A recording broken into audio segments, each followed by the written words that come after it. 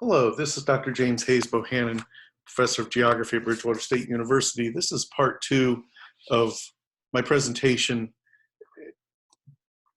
Rondônia, a Real Place, which I created for students in my Geography 381 Latin American Geography class.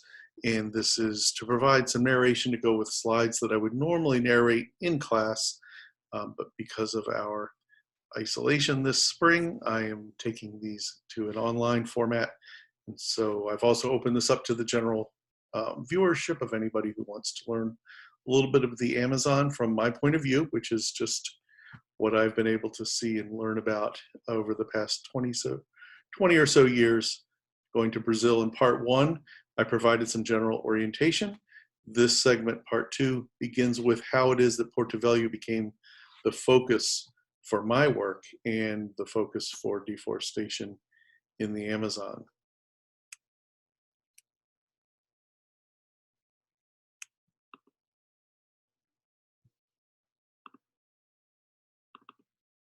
So picking up with slide 6, this shows a few things. It shows the Estrada de Ferro Madeira Marmoré, which is Portuguese for the railroad of Madeira Marmoré. Madeira and Marmoré are, the Madeira River goes from just an area just downstream of Manaus. And if we follow it upstream, we get to the Bolivian border area. And if we continued up the river beyond that into Bolivia, one of its tributaries is the Marmoré. And the railroad was something that began in 1907 as an effort to connect this area to the wider world, and specifically to gain access to rubber and also to cassiterite, which is the mineral form of tin, from Bolivia and this part of Brazil, to get that to market in Europe and the United States and elsewhere in South America. The reason for this, as I said before, most of the trade in this region was and continues to be via boats, via the rivers. But if we went up the Madeira, if you were taking a boat up the Amazon and up the Madeira, it's a very broad river. You can take you could take the Titanic or the Queen Elizabeth II could go up that stream, but you get to this point where the photo is shown here in the corner. We get to a point where there are some rapids. There is a small outcrop of kind of the foothills of the Andes, the very distant Andes, these foothills that interrupt the river and make it impossible to navigate.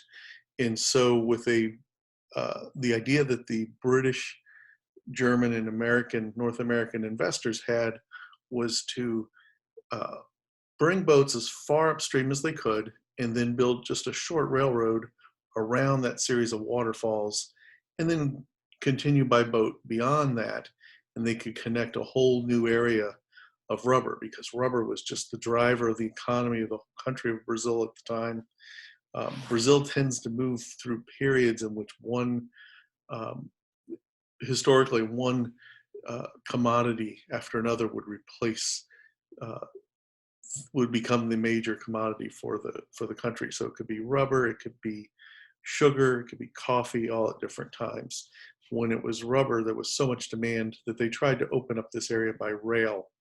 And what you see in that photo is the railroad that was eventually the railroad terminal that was built, and that serves as a museum even today. The earlier photo that I showed, called Mirantes, was overlooking this area. There's kind of a schematic in the upper corner here showing how the railroad would run parallel to the Madeira River and then up into the Marmoré as well. And this was how the Porto Velho was connected to the rest of the world. And Porto Velho means old port because it refers to a military base that had been in the area prior, but a very, very remote base that had no kind of economic connection to the rest of the world. And so for a very short period in the early 1900s, this did operate as a railroad.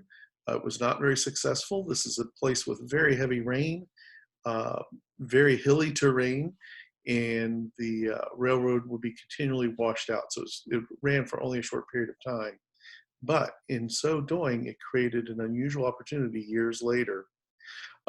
This is showing how uh, transportation continues to work through most of this region. These are banana boats or boats that go up and down the rivers, and it's a primary form of transportation. You even see the television antennas on the top. They all have satellite TV these days, and you can travel by river. This is a photo I took during the rainy season. You can tell because the water is very kind of chocolate milk looking and kind of a high water mark.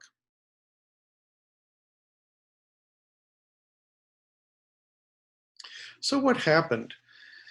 Um, one of the most important books for my research, for preparing me to go do my research in the Amazon, was a book called uh, Trajectory of Illusion, explaining how it was that settlement in large numbers came to Rondônia in the 1970s, primarily 1970s and 80s. And what we have here is, this is a different scale. This is showing just the state of Rondônia. This was something I made, a map I made myself as part of my dissertation. You can go find my dissertation. I'll put a link in here to my dissertation. You can see where this is described in more detail. Again, an area about the size of Arizona. And what you see is Porto Velho, that port city I showed, is in the northwest corner of the state. And then diagonally across the state is a road called BR 364, Tres Meia Quatro, which became this infamous road for opening up this region to deforestation. The road was originally just a service road for telegraph line. Remember, the heyday of Porto Velho and this railroad was in the early 1900s. There was no television, there was not radio access to this part of the world. The way they communicated, the business was run by telegraph. And with the telegraph, with the telegraph, you have somebody tapping out a signal. It's because the signal diminishes over the miles of wire. So about every 20 miles or so, there needs to be somebody who listens to the telegraph message on Morse code and then taps it out again. And out in the middle of the rainforest, there were indigenous people living all around, but as far as the economic activity and economic connection, there was this telegraph line that connected Porto Velho through to Vilhena, and then all the way down into Rio and the big cities of the country. And those there was just a dirt road connecting those little telegraph lines for about half a century. When the military government in Brazil decided they wanted to occupy this land, somebody remembered this old dirt road and said, let's pave it. And so eventually they did. The military government wanted to occupy this for a couple of reasons. One is the idea of geopolitics. Brazil has, along with Argentina and Chile, had a longstanding interest in the connection between land and power. And so having land that others might occupy was considered a real weakness, and especially with the military government that came into place in 1964 and then was replaced by an even more severe military government in 1967, the idea of militarizing this frontier was very important. But even before the military period, President Kubitschek, I believe it was 1955 or so, said that the Amazon was a vast resource that should be available to Brazilians and wasn't. And the way he said it was that it was terra sem homem para homem sem terra, that it was land without men for men without land. He's ignoring the fact that indigenous people were there, that over thousands of years, indigenous people had reached an equilibrium with a reasonable population density there. And it also ignored the fact that half of the indigenous people were women and half of the people who he hoped to attract to the region were women. So that was a vision in the 1950s, that while people elsewhere in Brazil needed land for farming, this land was going to waste. And so this became actualized in the military period. They started building the roads. And so there was already a road in place in this particular part of Brazil. And so they paved it, hoping to attract maybe 10,000 settlers.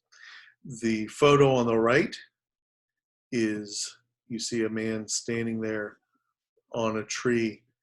This was taken by a photographer from Texas who I happened to meet. I was living in Texas when I went to Brazil the first time. I happened to meet another Texan, a photographer named Lee Klockman, who was documenting the deforestation in the Amazon. And he took this photo, and it just shows the enormous scale of the destruction of cutting down these forests, what it actually looked like up close. This sort of resembles a lot of the landscape I saw when I was there. I did not see much rainforest by the time I got to Rondônia. As I said, they hope to attract about 10,000 people to the region. By the time I got there in the mid-90s, a significant amount of the state had been deforested. And I map it out by municipio, which is like a county in Brazil.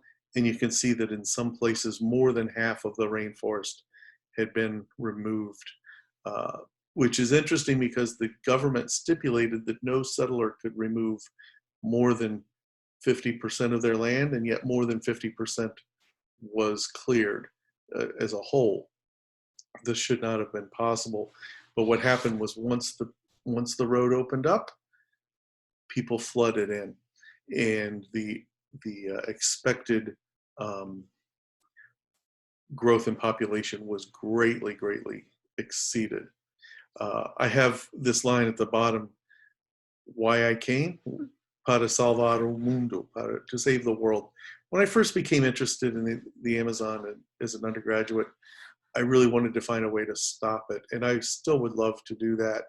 Over time, I've come to realize that just understanding the process is my contribution. I hope we can slow it down, but that's something that cannot be done by outsiders. It has to be done by cooperation of inside and outside participants.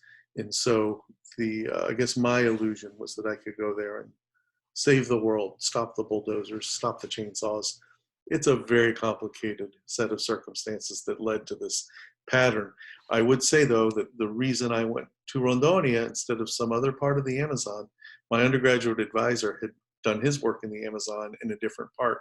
When I decided to go, I decided to choose the place that was having, at the time, the highest rate of deforestation anywhere in the world. That's why I decided to go. This is what the deforestation pattern looked like as of 1994, right before my 96 dissertation trip. And what we see here, again, an area about the size of Arizona. The dark green represents rainforest that was still intact. The pink are areas that had been cleared. And they were cleared in a particular pattern called a herringbone pattern, which I will explain a bit further in the next segment.